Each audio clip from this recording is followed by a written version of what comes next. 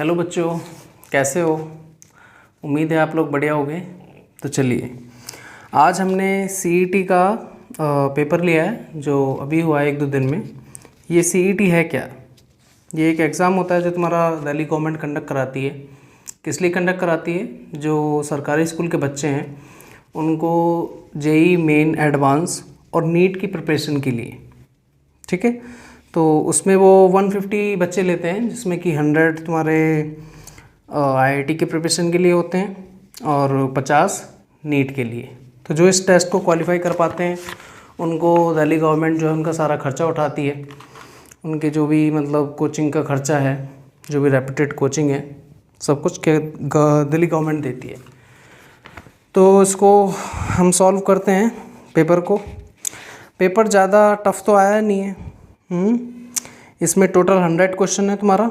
4 section में divide कर रखा है। सेक्शन ए आपका केमिस्ट्री का है और सेक्शन बी फिजिक्स का और सी मैथमेटिक्स का है। और मैथमेटिक्स का केवल उन्हीं के लिए है जो कि जेईई की प्रिपरेशन करना चाहते हैं, इनकी जो इंजीनियरिंग लाइन में जाना चाहते हैं। और जो सेक्शन डी है वो नीट के लिए है। हर एक क्वेश्चन 4 नंबर का है। नेगेटिव मार्किंग -1 रही है, ठीक है। मेरे पास सेट डी है, तो इसको स्टार्ट करते हैं फिर। और ये क्लास 11th के बच्चों के लिए हुआ है, यानी कि ये 2 बच्चों के लिए होता है। एक तो क्लास 9 के लिए, उनके लिए 4 साल का प्रोग्राम होता है। क्लास 11th के लिए उनका 2 ईयर का प्रोग्राम होता है। तो क्लास 11 का हमने लिया है। तो इसमें जो सिलेबस आया है बेसिकली हमने देखा तो उसमें 10th का ही पूछ रखा है। और जिसने 10th अच्छे से करी है वो इजीली इस पेपर को निकाल सकता है बहुत प्यार से। चलिए फिर स्टार्ट करते हैं। सेक्शन ये मेरे पास बुकलेट सीरीज़ डी है, ठीक है। और इसमें हम पहले स्टार्ट करेंगे सेक्शन ए से, जो कि केमिस्ट्री का पार्ट है। चलिए फिर स्टार्ट करते हैं। ओके, तो इसमें जो पहला क्वेश्चन दिया था वो आपका दिया था किसका, कि which of these is the monomer of cellulose. Monomer कहा था किसका? सेलुलोज का। अच्छा, मोनोमर क्या होता है? जो कि तुम्हारा सिंगल एक कंपाउंड होता है, उसी के रिपीटेशन से तुम्हारा पॉलीमर बन जाता है। और पॉलीमर तुम्हारा यहाँ पे क्या है? सेलुलोज। तो इसमें 4 ऑप्शन दिए थे आपको। ऑप्शन ए दिया था फ्रुक्टोज, और बी दिया था आपको इसमें ग्लूकोज दिया था, और ऑप्शन सी सुक्रोज, और ऑप्शन डी दिया था इसमें स्टार्च। तो इसका राइट आंसर था ग्लूकोज। बेसिकली होता क्या है तुम्हारा ग्लूकोज में, इधर बना देते हैं। इसका एक सिंगल कंपाउंड होता है, उसी की रिपीटेशन से, उसी की पॉलीमर चेन से ही तुम्हारा फिर क्या है? सेलुलोज बना दिया जाता है। उसकी स्ट्रक्चर कुछ इस तरह होती है। ये OH, H, फिर H, फिर OH, इधर आपका OH, इधर H, इधर CH2OH, और इधर आपका O आ जाता है, और इसके बाद में यहाँ पे H, और फिर इधर O, एंड देन आगे यही स्ट्रक्चर बिल्कुल रिपीट हो जाती है। यानी कि ग्लूकोज की जो फॉर्मूला होता है तुम्हारा C6H12O6, यानी कि इसी के रिपीटेशन से तुम्हारा क्या बन जाता है? सेलुलोज बन जाता है। तो इसका जो मोनोमर था वो क्या था? Glucose. So glucose will be the right answer. Okay, question number 2 पे बढ़ते हैं। क्वेश्चन नंबर 2 क्या कह रहा था? What is the colour of iron 2 sulphate solution.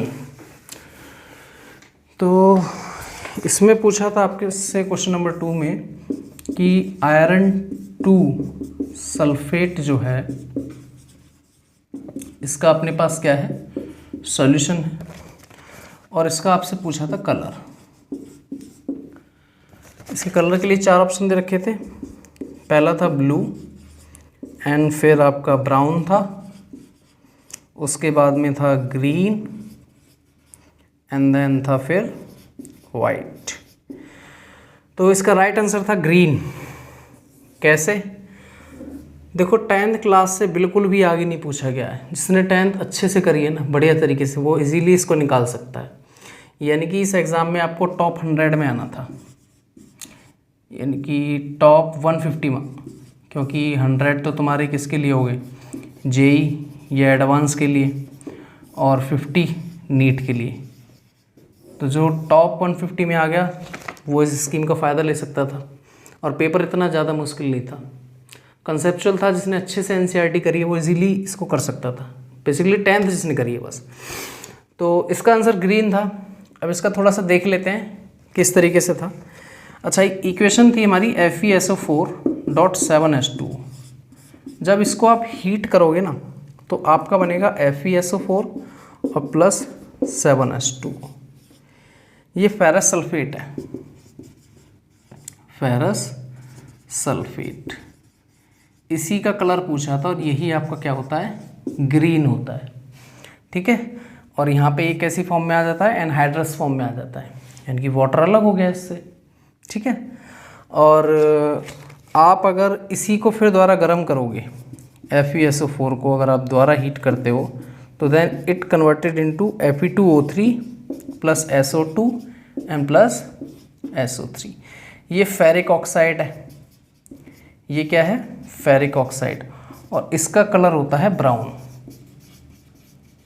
ठीक है, इस सल्फर डाइऑक्साइड और सल्फर डाइऑक्साइड तुम्हारी गैस के फॉर्म में निकलेंगी, यानी कि इसी को जब आप हीट करोगे तो फेरिक ऑक्साइड निकलेगा। तो आपसे इसका कलर पूछा था, आयरन 2 सल्फेट। देखो Fe2SO4 है ना, आयरन 2 है, क्यों है, Fe की 2, सल्फेट की 2, 9th में करते थे ना, वैलेंसी सेम है, कैंसिल होगी तो फॉर्मूला क्या बना, FeSO4।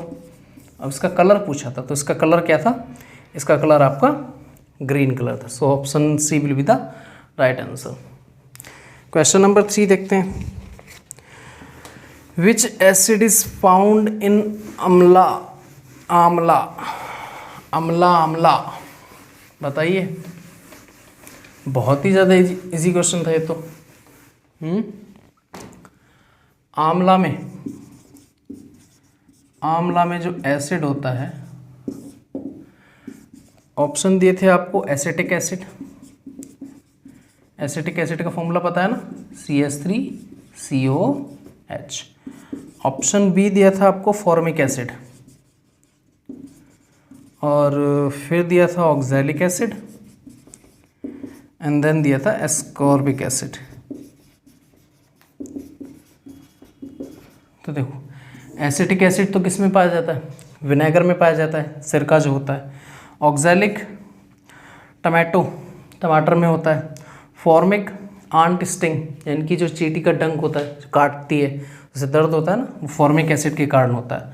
और बचा आपका एस्कॉर्बिक एसिड, तो यही था तुम्हारा क्या, आंवला में। यानी कि जो साइट्रिक फ्रूट्स होते हैं, जो खट्टे फल होते हैं, उसमें ज़्यादातर तुम्हारा क्या होता है, साइट्रिक एसिड या फिर एस्कॉर्बिक एसिड होता है। तो option D will be the right answer for that. Next question पे बढ़ते हैं, क्वेश्चन नंबर 5।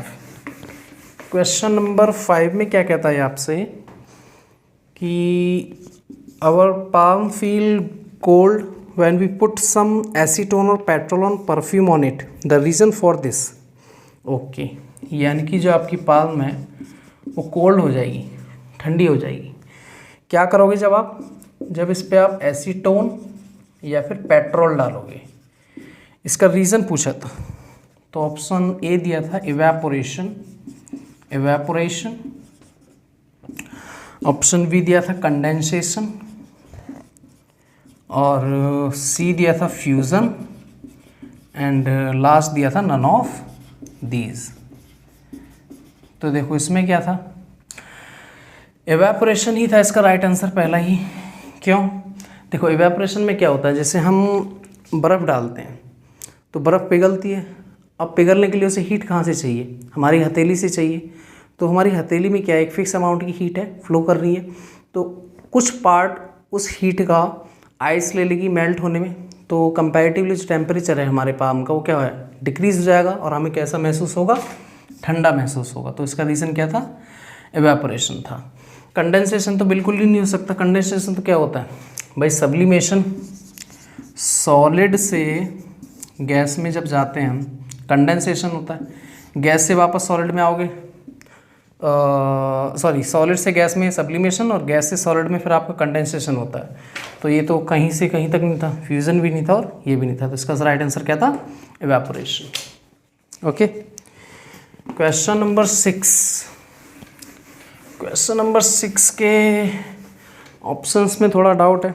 इन्होंने क्या कहा है, जो कोलॉइड है, क्वेश्चन नंबर 6 है आपका, एक कोलॉइड है, कोलॉइड सॉल्यूशन है आपका, उसमें जो डिस्पर्स्ड फेज है आपका, डिस्पर्स्ड फेज जो है, ये क्लास 9 का क्वेश्चन है, ये गैस है।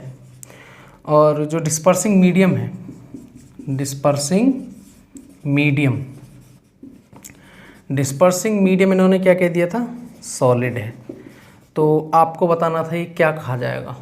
ऑप्शन दे दिए थे आपको इसमें, option A aerosol, option B emulsion, और option D sol, and option D foam. तो देखो, बेसिकली पहली बात तो कोलॉइड क्या होता है, कोलॉइड हेट्रोजीनियस मिक्सचर होता है, और इसके होते हैं हमारे पास 8 टाइप होते हैं। 8 टाइप कैसे कि सॉलिड इन गैस, और solid in liquid, solid in solid, liquid in solid, और आपका सॉलिड, और आपका 5 था लिक्विड इन लिक्विड, और liquid in gas, and gas in solid, and gas in liquid. यानी कि डिस्पर्स्ड फेज क्या है, डिस्पर्स्ड फेज कुछ नहीं है, जो आपके पार्टिकल है, ठीक है ना, एक तरीके से सॉल्यूट मान लो, जो आपके पार्टिकल है वो कैसी फॉर्म में रहेंगी, 3 फॉर्म है, सॉलिड लिक्विड गैस, और जिस मीडियम में वो फ्लोट कर रहे हैं या जिस मीडियम में वो डिजोल्व हैं, ठीक है, उसको डिस्पर्सिंग मीडियम कहते हैं, तो वो सॉलिड है। तो ऐसे हमारे 8 तरीके के हमारे पास कोलॉइडल होते हैं, solid in gas, solid in liquid, solid in solid, liquid in solid, liquid in liquid, liquid in gas, gas in solid, and gas in liquid. तो जो हमारा था वो गैस इन सॉलिड था, यानी कि गैस इन सॉलिड ये वाला था, और इसका जो आता है वो सॉलिड फॉर्म आता है, सॉलिड फॉर्म आता है। देखो, ये तो एरिसॉल होता है, ये सॉल होता है, ये सॉलिड सॉल होता है, इस तरीके से अलग अलग तरीके से फॉर्म बनती है तुम्हारा, ठीक है। तो गैस इन सॉलिड में सॉलिड फॉर्म बनता, लेकिन इन्होंने ऑप्शन दे रखा है तुम्हारा सॉल अलग दे रखा है, फॉर्म अलग दे रखा है, तो या तो इसका आंसर सी है या डी है, तो चाहे डी मार सकते हो, ठीक है। इसमें थोड़ा सा ऑप्शंस में दिक्कत थी, क्योंकि यहाँ 2 ऑप्शंस मैच हो रहे हैं। प्रॉपर आंसर इसका सॉलिड फॉर्म आता है, ठीक है। तो इस क्वेश्चन में शायद देखो वेटेज दें, या जो भी की आई है आप उसके अकॉर्डिंगली देख लें क्या आंसर दिया हुआ है इसका। वैसे डी होना चाहिए, सी भी हो सकता है, ठीक है। चलिए, ये कुछ क्लास 9 का क्वेश्चन था, कोई बहुत ज़्यादा हाई फाई क्वेश्चन नहीं था ये। अच्छा, क्वेश्चन नंबर 7 की तरफ बढ़ते हैं। क्वेश्चन नंबर 7 में क्या कर रखा है, which of these is a non metal found in liquid state eight room temperature. यानी कि पहला तो होना चाहिए नॉन मेटल, और फिर वो हो लिक्विड, और कहाँ पे लिक्विड हो, रूम टेम्परेचर पे। तो इसके ऑप्शन दे रखे थे आपको CS, यानी कि सीजियम, Br ब्रोमीन, और फिर Hg मरकरी, और आपका डी दे रखा था P फॉस्फोरस। अब आप देखो, जो सीजियम है ये क्या है, मेटल होता है। ब्रोमीन क्या है, ये भी मेटल है, सॉरी ये आपका नॉन मेटल आता है, ब्रोमीन। मरकरी मेटल है, फॉस्फोरस नॉन मेटल है। ओके, पहले हमने ये डिसाइड कर लिया। अब इसके बाद में देखते हैं इनकी कंडीशन क्या रहती है, इनकी स्टेट क्या रहती है रूम टेम्परेचर पे। तो सीजियम जो मेटल होता है वो रूम टेम्परेचर पे लिक्विड होता है, और ब्रोमीन जो होता है ये भी लिक्विड होता है, मरकरी ये भी लिक्विड होता है, फॉस्फोरस पाउडर फॉर्म में होता है, यानी कि सॉलिड फॉर्म में होता है। अब आपसे कहा था कि नॉन मेटल हो और लिक्विड हो, तो नॉन मेटल हो और लिक्विड हो, यानी कि ये ऑप्शन मैच कर रहा है। ये तो दोनों मेटल हो गए, ये भी नॉन मेटल है लेकिन ये सॉलिड है, तो option B will be the correct answer. Bromine is a non metal that is liquid at room temperature. Okay, question number 8 की तरफ बढ़ते हैं आगे। क्वेश्चन नंबर 8 में क्या कह रहा है आपसे कि एक कॉपर वेसल है, उसको एक्सपोज कर दिया जाता है मॉइस्ट एयर में, इनकी खुले में डाल दिया जाता है। It acquires a dull green coating, उस पर हरी परत चढ़ जाती है। एक identify the correct chemical equation for this, यानी कि Cu पे green coating, basically moist air में रख दिया है उसको, तो क्या होगा, रस्टिंग हो जाएगी। ठीक है, जंग चढ़ना जिसे कहते हैं। रस्टिंग कब होती है, इन the presence of oxygen and moist air.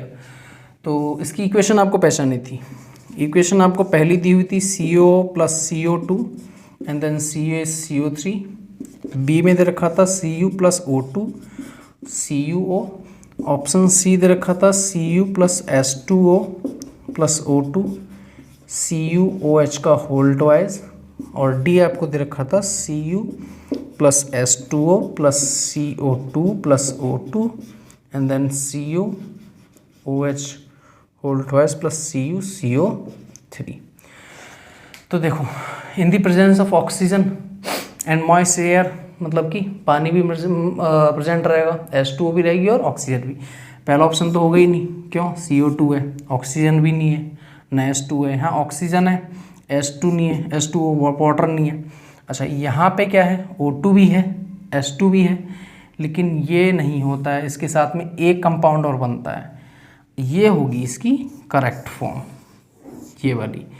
देखो जब वो एक्सपोज किया जाएगा तुम्हारा किस में, एटमॉस्फेयर में, तो कार्बन डाइऑक्साइड भी इससे रिएक्ट करेगी, वाटर भी होगा और ऑक्सीजन तो होगी होगी।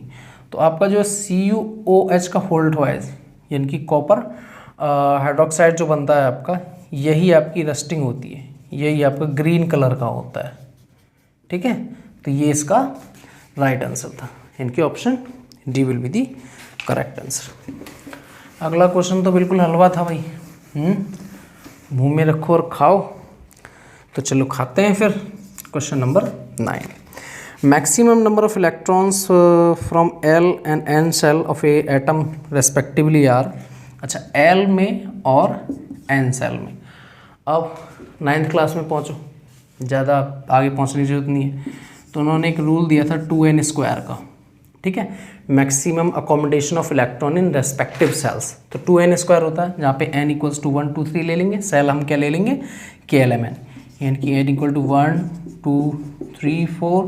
और सेल कैसे चलते जाएंगे इसके रेस्पेक्ट में, सेल चलेंगे हमारे KLMN।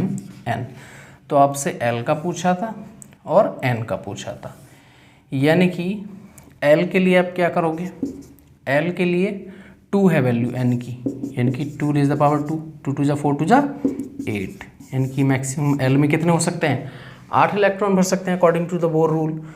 और सेकंड था आपका N सेल, N में 4 है, तो 2 × 4⁻², यानी कि 4 4 16 2 32, यानी कि 8 and 32 will be the correct answer.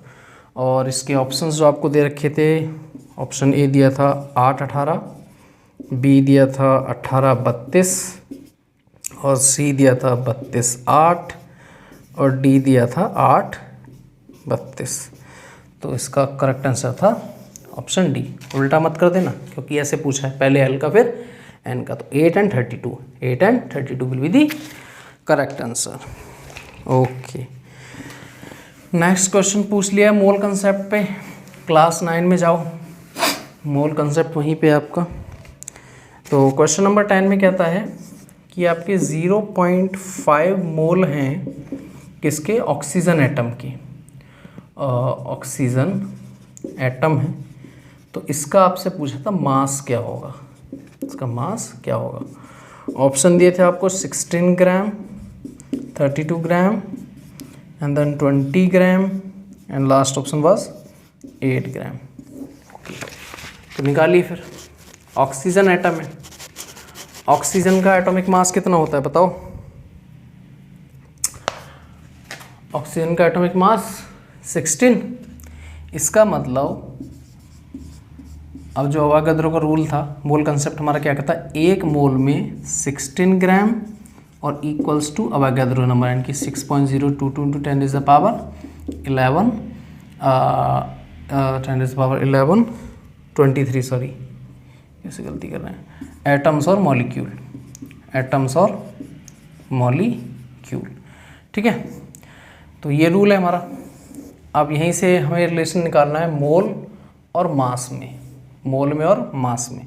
तो मोल और मास ये रहा, 1 मोल में 16 ग्राम, तो 0.5 मोल में 16 इंटू 0.5, 16 पंजे 80, डेसिमल लगाओ तो कितना आंसर आएगा 8 ग्राम। इनके option D was the correct answer. Okay, बहुत इजी क्वेश्चन था ये भी।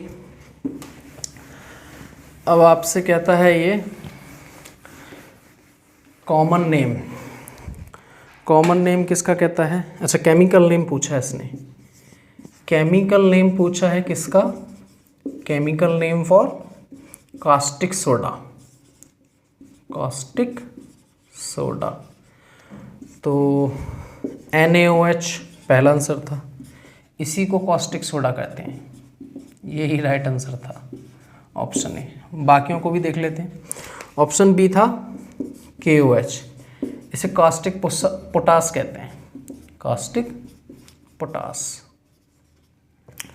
सी था आपका Na2CO3, ये बेसिकली वॉशिंग सोडा होता है, लेकिन इसमें 10H2O के मॉलिक्यूलर रहते हैं, यानी कि हाइड्रेटेड फॉर्म में रहता है। ठीक है, और जो ऑप्शन डी था वो था आपका NaSCO3।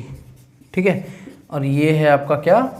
बेकिंग सोडा, जो खाने वाला सोडा होता है उसका कॉमन नेम है। तो केमिकल नेम पूछा था कास्टिक सोडा का, तो केमिकल नेम तुम्हारा क्या होता है? NaOH, यानी कि sodium hydroxide. Potassium hydroxide caustic potash का, और सोडियम कार्बोनेट किसका? वॉशिंग सोडा का, हाइड्रेटेड फॉर्म में रहता है, H2O नहीं दिया हुआ था। NaSCO3 यानी कि सोडियम हाइड्रोजन कार्बोनेट, ये क्या है आपका? Baking soda.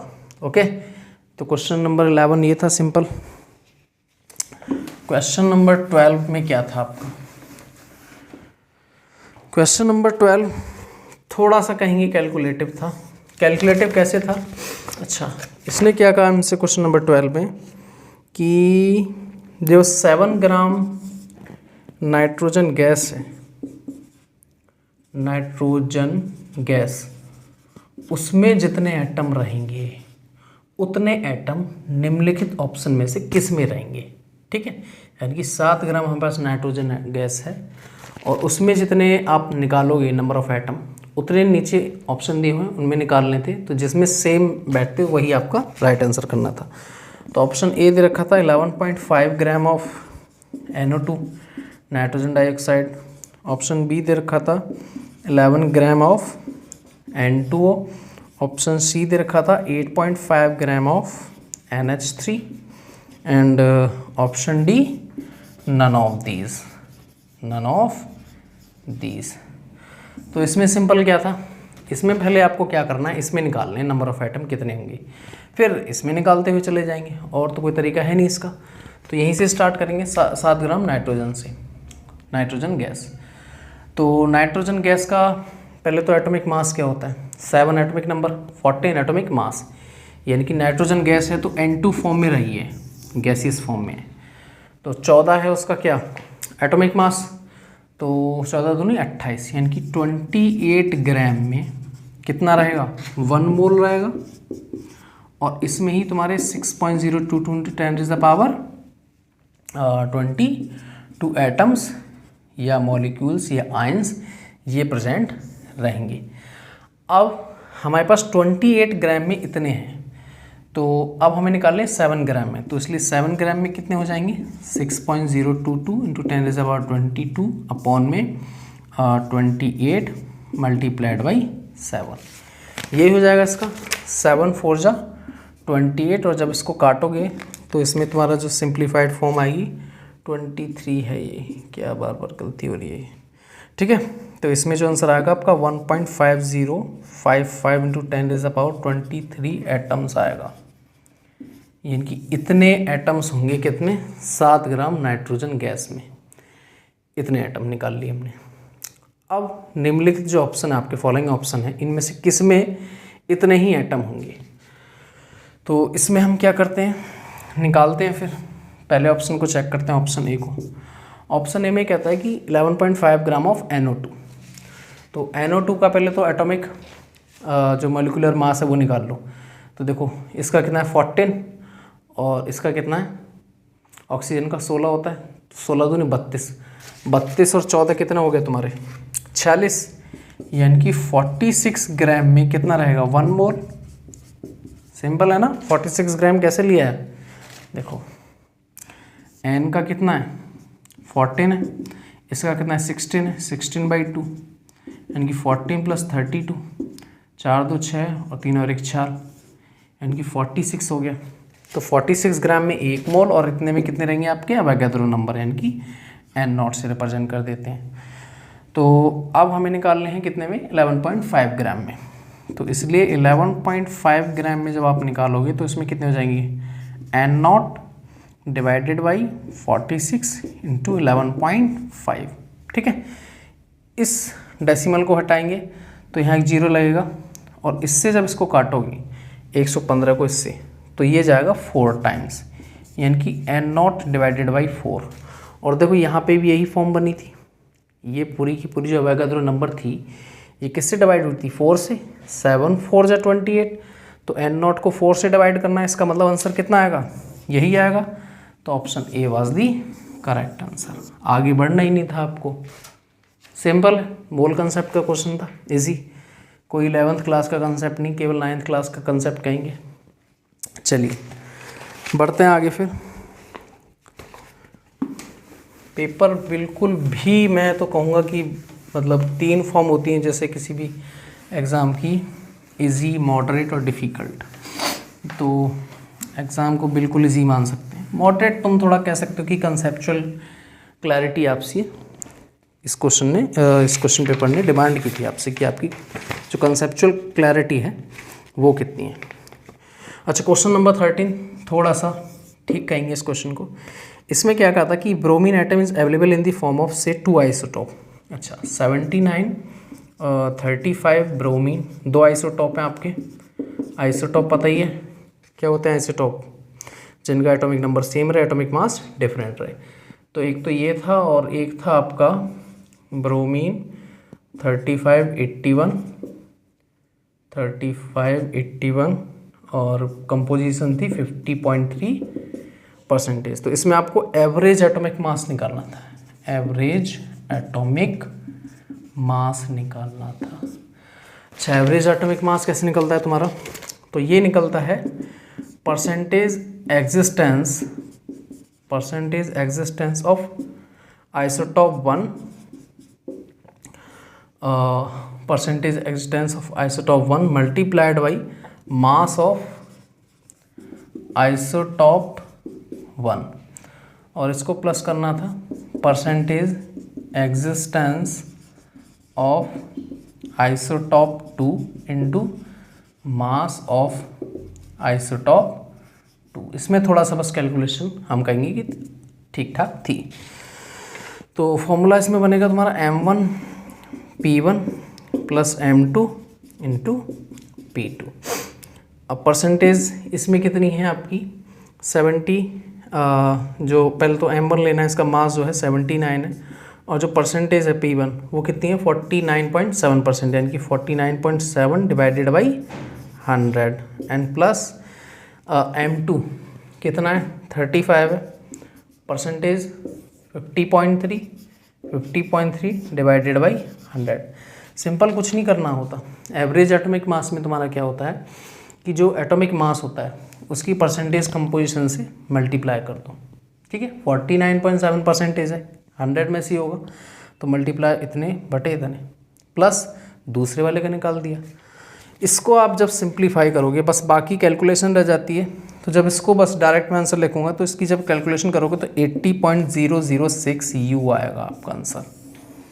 सिंपल कैलकुलेशन, इसके बाद में गुणा भाग है। ठीक है, ज़्यादा कुछ वो नहीं है, कंसेप्ट आ गया जी। तो इसमें आपके 4 ऑप्शन दिए थे।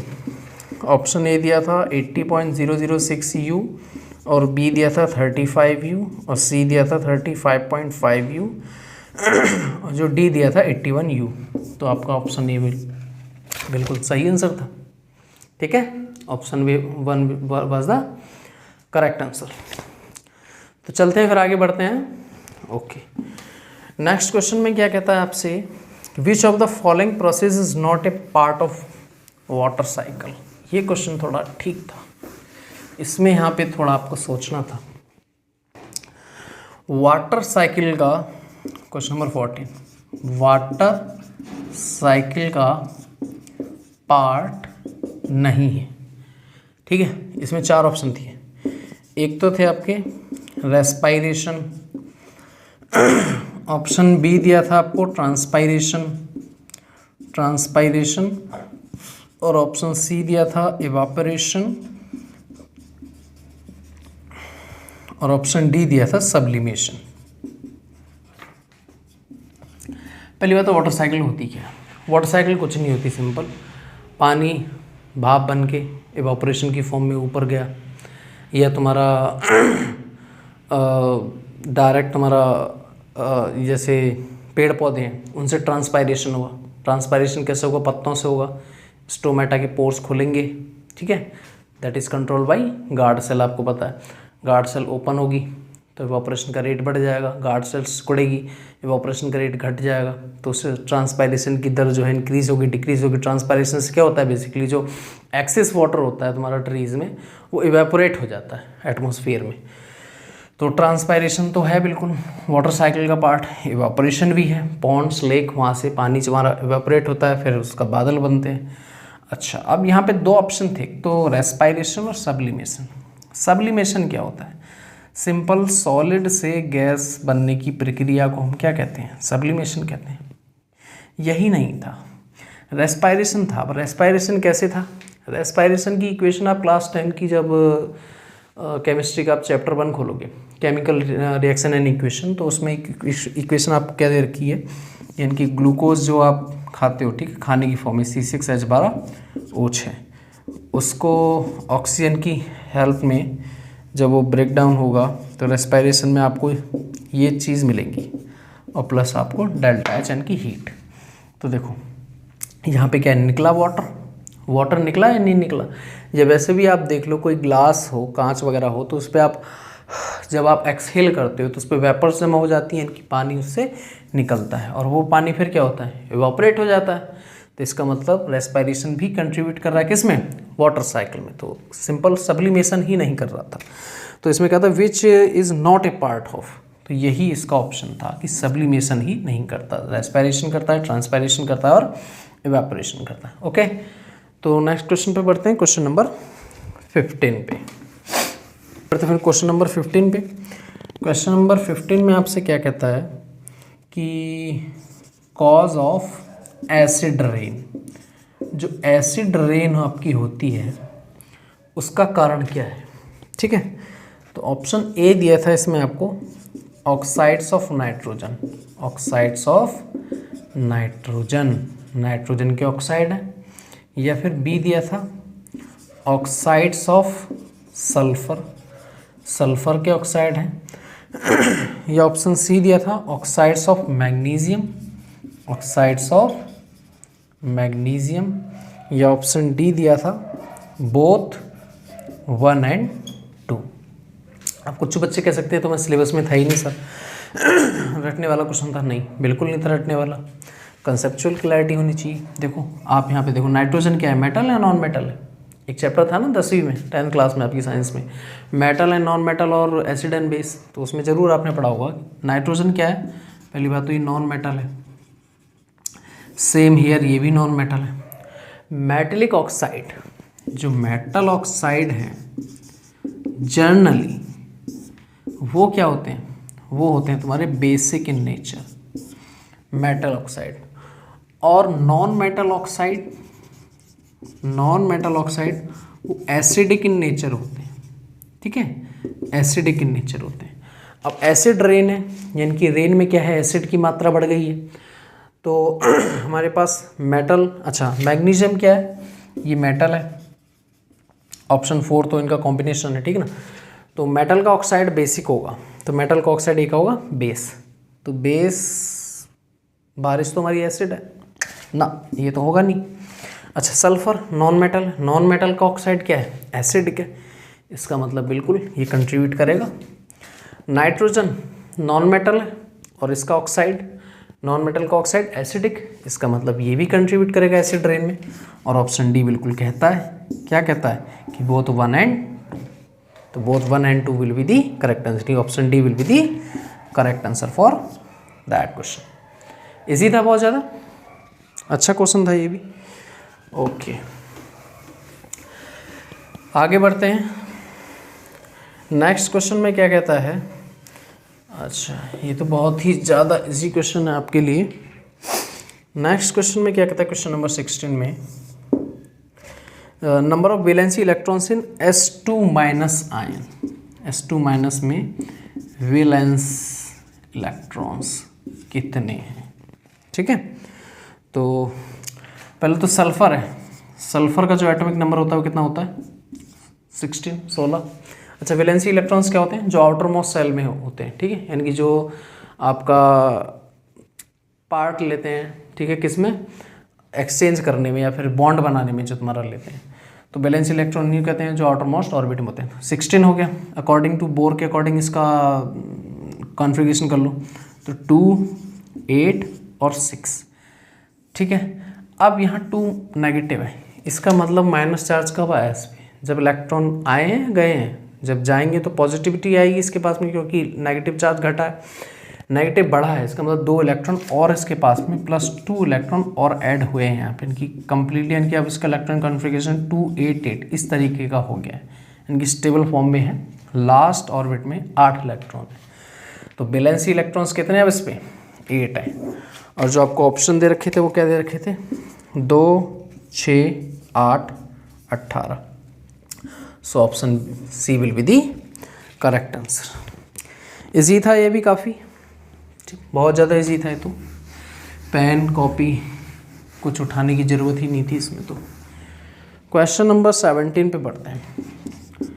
क्वेश्चन नंबर 17 में क्या कहता है हमसे ये कि identify x in the given equation.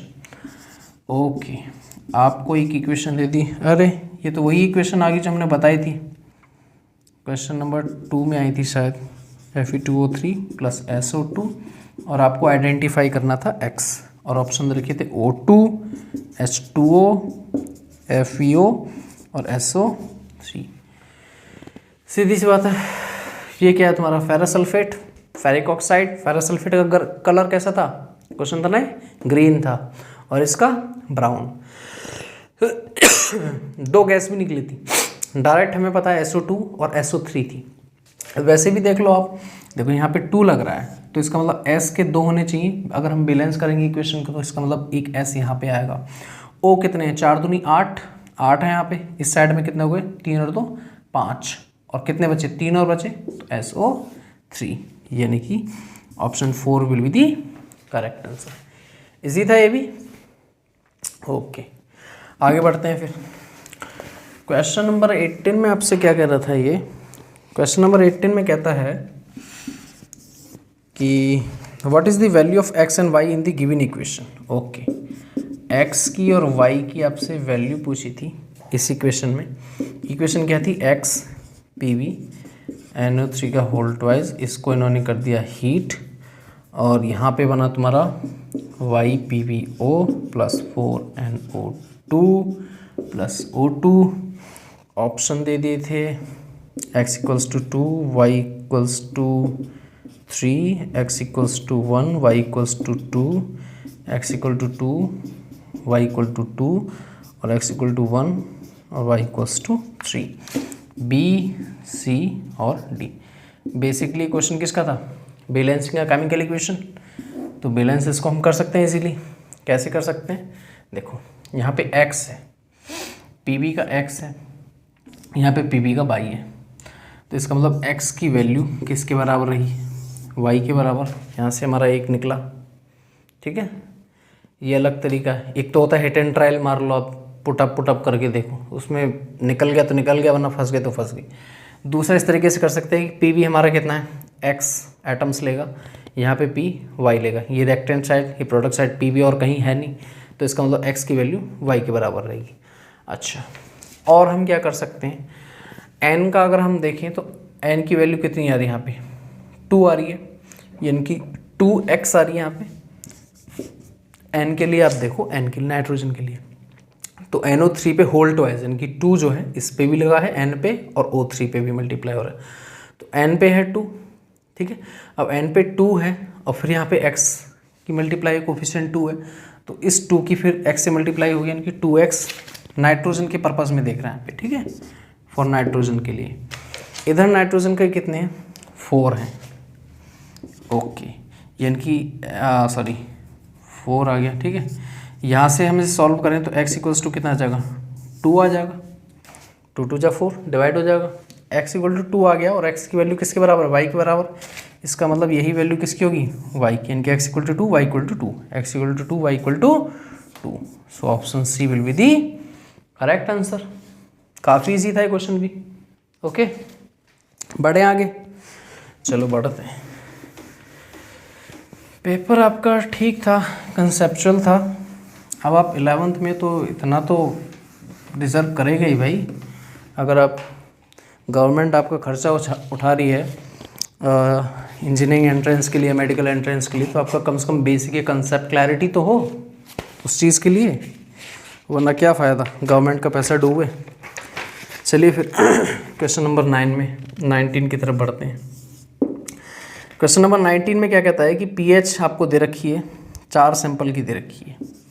यहाँ पे pH एक की है 2.3, 4.6, 9.1, 5.5 और 13.2, और ये हो गया आपका B, C, D और E। और ऑप्शन दे रखे थे आपको A का B, B का A, D और D में C डाल रखा था। इसने आपसे पूछा था मोस्ट एसिडिक कौन सा होगा। तो आपको पता है pH पे यहाँ पे 7 है, जो 7 से लेस वैल्यू रहेंगी वो क्या रहेंगी, एसिडिक, जो 7 से ग्रेटर रहेंगी वो क्या रहेंगी, बेसिक। और जितना इधर चलता जाएगा इनकी, जितना 0 के क्लोज होगा वो उतना ज़्यादा एसिडिक होगा। और ये 14 तक जाता है, और जो जितना 14 के क्लोज होगा वो उतना ही स्ट्रॉन्ग बेस होगा। तो मोस्ट एसिडिक पूछा था, तो इसका मतलब pH मिनिमम से मिनिमम होनी चाहिए। तो मिनिमम कहाँ थी हमारी, यहीं पे थी 2.3 पे, यानी कि ये ऑप्शन था इसका, यानी कि ए वाले जो आपका सैंपल है that will be the most acidic sample. Easy है क्वेश्चन, ओके। बढ़ते हैं फिर आगे अगले क्वेश्चन की तरफ। अगले क्वेश्चन में आपसे कहता है ये, अगले क्वेश्चन में क्या कहता है, अच्छा आपको इंडिकेटर दे दिया है, ओके। तो आपसे पूछ लिया कि फिनोप्थलीन है, फिनोप्थलीन को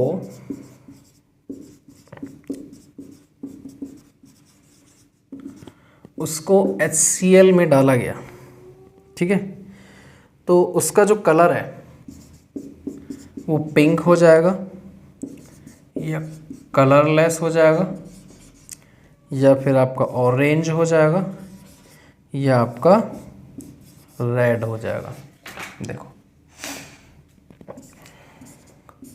क्या हो जाएगा बताओ। इसका आंसर था कलरलेस, यानी कि जो फिनोप्थलीन इंडिकेटर है एसिड में कैसा बिहेव करता है, कलरलेस हो जाता है। और वो पिंक रहता है तुम्हारा, पिंक रहता है किसमें, बेस होगा अगर उसमें रहेगा, ठीक है। और अगर न्यूट्रल रहेगा तो न्यूट्रल में भी कलरलेस रहता है। जो फिनोप्थलीन है आपका वो बेस में पिंक रहेगा, न्यूट्रल में कलरलेस रहेगा, और जो एसिड है एसिड में भी आपका क्या रहेगा, वो कलरलेस रहेगा। ये जो बाकी के ऑप्शन 2 दे रखे थे ना, ऑरेंज और रेड, ये मिथाइल ऑरेंज इंडिकेटर के थे। एक मिथाइल ऑरेंज भी होता है। मिथाइल ऑरेंज क्या होता है, वो एसिड में तो आपका क्या हो जाता है, रेड हो जाता है, और ऑरेंज होता है न्यूट्रल के लिए। ये मिथाइल ऑरेंज के थे, मिथाइल ऑरेंज के लिए दे रखा था। इजी था ये वाला भी, ठीक है। तो बढ़ते हैं फिर आगे अगले क्वेश्चन की तरफ। अगला क्वेश्चन पूछ लिया एक्वारेगिया, बहुत ज़्यादा हॉट्स क्वेश्चन था ये 10th क्लास के टाइम पे आपके, और आप इसको भूल गए। आपसे पूछ लिया कि जो एक्वारेगिया है वो किसका मिक्सचर होता है। आपको 4 ऑप्शन दे रखे थे, H2SO4 प्लस HNO3, और बी दे रखा था HCl प्लस HNO3, और ऑप्शन सी दे रखा था H2SO4 प्लस HCl, और ऑप्शन डी दे रखा था HCl प्लस CH3COOH। तो इसका राइट आंसर था बी, एक्वा रेगिया। अच्छा क्या होता है? एक चैप्टर था ना metal and non metal class 10 में, तो उसमें मेटलर्जी जब आती है, यानी कि जो हमारे ओर हैं उनसे हम मेटल्स को कैसे निकालें, ठीक है, उनकी प्योर फॉर्म में कैसे लाएं। तो जो आपकी रिएक्टिविटी सीरीज थी,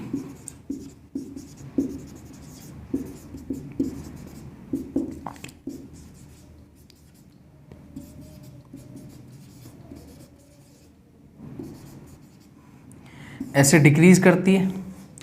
पहले potassium, sodium, calcium, magnesium, aluminium, zinc, iron, lead, hydrogen, copper, mercury, silver and gold. तो जो नीचे वाले हैं उनको बेसिकली एक्वा रेगिया से ट्रीट किया जाता है। एक्वा रेगिया क्या है तुम्हारा? एक सॉल्यूशन होता है HCl और HNO3 का, और जो इसमें जो आपका जो रेशियो रहता है वो 3:1 रहता है, यानी कि 3 पार्ट HCl के लिए जाएंगे इसमें, ठीक है, और 1 पार्ट HNO3 का लिया जाएगा, वाई वॉल्यूम लिया जाएगा।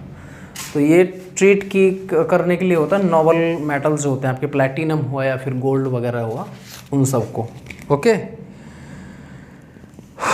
और इसकी एक इक्वेशन होती थी, अगर आपको थोड़ा बहुत ध्यान हो, इक्वेशन क्या थी कि 3HCl प्लस HNO3, देखो 3 पार्ट इसके लिए, 1 पार्ट इसका लिया, और फाइनली हमारा बना क्या, NOCl प्लस 2H2O और प्लस 2Cl। अच्छा, ये जो होती थी यहाँ पे नेसेंट ऑक्सीजन होती थी, नेसेंट और nascent chlorine, nascent chlorine. Nascent का मतलब होता है न्यूली बॉर्न, और यही अटैक करती थी किस पे, प्लैटिनम और गोल्ड पे। जब 3 पार्ट हमने HCl के ले लिए, hydrochloric acid 1, HNO3 nitric acid, तो हमारा ये बनता था, और यहाँ से हमें ज़रूरत पड़ती थी कि क्लोरीन, जो नेसेंट क्लोरीन निकालनी पड़ती थी, और वो अटैक करती थी सिंपली किसको, जो आपका प्लैटिनम या फिर आपका गोल्ड होता था। ओके, बढ़ते हैं फिर नेक्स्ट क्वेश्चन की तरफ। Next question number 23 number question आपका आ गया, कार्बन एंड इट्स कंपाउंड। कहीं से बिल्कुल भी नहीं पूछा गया है, क्लास 11th के लिए बनाया गया था ये पेपर, लेकिन पूछा 10th का ही गया है, 9th और 10th। आपसे इस तरीके से दे दिया है,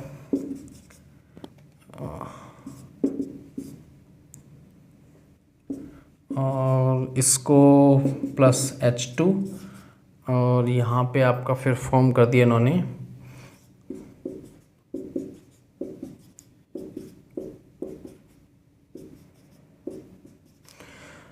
इसने आपसे पूछा है कि which element can be use as catalyst.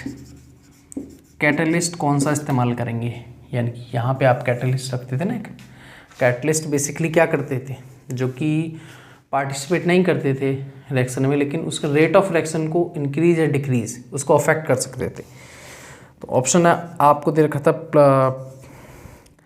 Platinum, short में लिखूँगा PD, बी पोटेशियम दे रखा था, पोटेशियम परमैंगनेट KMnO4, और हाइड्रोक्लोरिक वो सल्फ्रिक एसिड H2SO4, और option D E, A, B, C और D, और दे रखा था इसमें हाइड्रोजन। यहाँ पे अगर आपको पता हो तो यहाँ पे जो यूज़ किया गया NCERT में वो निकिल कैटलिस्ट यूज किया गया, और टेम्परेचर 473 डिग्री केल्विन यूज़ किया गया है। इसका सब्स्टिट्यूट पैडमियम भी होता है, यानी कि PD भी यूज़ कर सकते हैं हम विद सेम टेम्परेचर। तो यही था इसका राइट आंसर।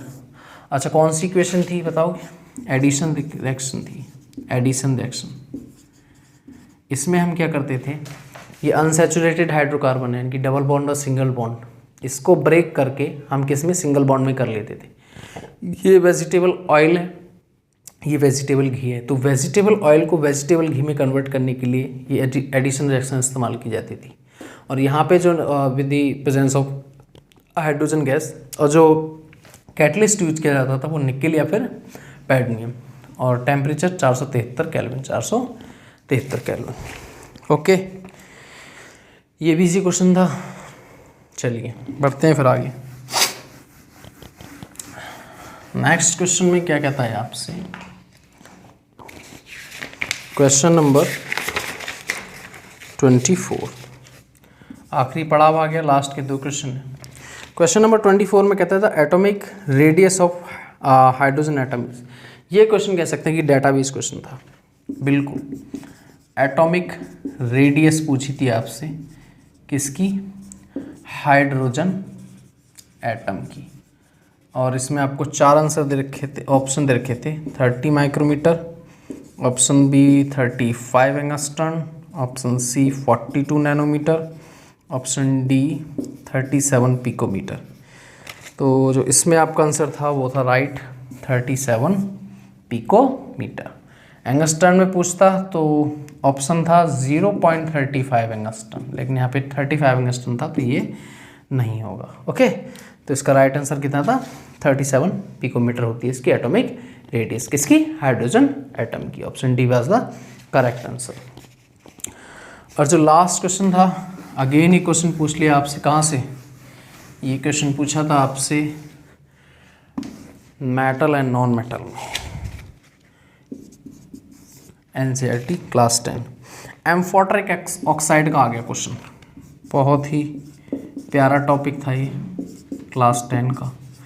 एम्फोटेरिक ऑक्साइड पूछा था आपसे, और ऑप्शन आपको देखे थे ZnO, MgO, option C Al2O3 या ऑप्शन डी 1 and 3।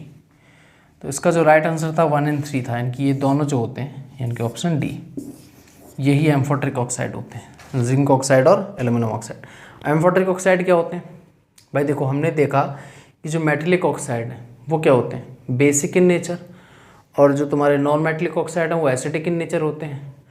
लेकिन कुछ ऑक्साइड ऐसे होते हैं जो दोनों की तरह काम करते हैं, कि एसिडिक भी काम करते हैं, एसिडिक भी बिहेवियर दिखाते हैं, और बेसिक की तरह भी बिहेवियर शो अप करते हैं। तो उन्हीं को हम क्या कहते हैं? एम्फोटेरिक ऑक्साइड कहते हैं। तो इसमें एक ऑप्शन था ZnO और Al2O3। अच्छा, अब एक काम कैसे करते हैं? जैसे Al2O3 का आप लो, एक इक्वेशन लो Al2O3, और यहाँ से इसने बनाया Cl3 + 3H2O। तो इस वाली इक्वेशन में आप देखोगे तो यहाँ पे ये क्या है? ये एसिड है। अभी एसिड है, यहाँ पे क्लोरीन सॉल्ट बना, और क्या बना? वाटर बना। न्यूट्रलाइजेशन रिएक्शन हुई। सॉल्ट वाटर कब बनता है? जब एसिड और बेस रिएक्शन करते हैं। तो इसका मतलब यहाँ पे ये किसकी तरह, मतलब इसने काम किया? बेस की तरह काम किया। और वहीं पे अगर हम दूसरी इक्वेशन देखते हैं इसकी, Al2O3 + 2NaOH 2NaAlO2 + H2O। तो यहाँ पे आप देखो तो ये क्या है? ये बेस है, और ये क्या है? देखो यहाँ पे पहले देखो क्या बना? वाटर तो आ ही गया हमारा, वाटर आ गया, और उसके साथ में सोडियम सॉल्ट बना यहाँ पे, यानी कि सॉल्ट और वाटर बना है। इसका मतलब न्यूट्रलाइजेशन रिएक्शन हुई है, एसिड बेस की टकरार हुई है। यहाँ बेस है तो इसका मतलब ये क्या रहा होगा? एसिड रहा होगा। तो देखो, एक इक्वेशन में इसने बेस की तरह काम किया, और दूसरी इक्वेशन में इसने एसिड की तरह काम किया। तो ये क्या हो गया? आपका एम्फोटेरिक ऑक्साइड हो गया। इसी तरीके से कुछ कुछ आपका काम ZnO करता है। जिंक ऑक्साइड जो होता है, किसी इक्वेशन में एसिड की तरह काम करेगा, और किसी इक्वेशन में बेस की तरह काम करेगा। तो ये आपका सेक्शन A था केमिस्ट्री का, जो हमने पूरी तरीके से सॉल्व कर लिया है। ठीक है, इसमें सारे के सारे हम क्वेश्चन से एक बार गो थ्रू हो गए। पेपर बिल्कुल भी टफ नहीं मानूंगा मैं, ठीक है, मॉडरेट कह सकते हो। कंसेप्चुअल क्लैरिटी आपसे डिमांड की गई थी इसमें। ओके, फिर मिलते हैं इसके सेक्शन B में, फिजिक्स वाले पार्ट में। ओके।